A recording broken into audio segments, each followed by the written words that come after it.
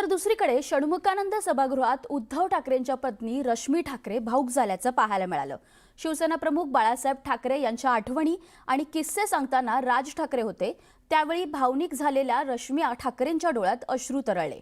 तर भाषण पूर्ण झाल्यानंतर राज ठाकरे सभागृहातून निघाले।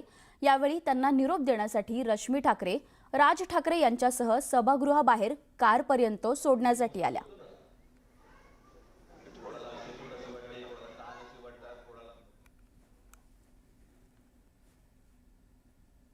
या संदर्भातच पुढची बातमी पाहूया।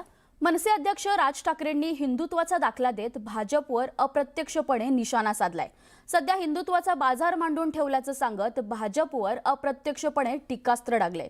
हिंदुत्वाचा बाजार मांडलेला पाहून बाळासाहेब ठाकरे व्यथित झाले असते, असंही राज ठाकरे म्हणालेत।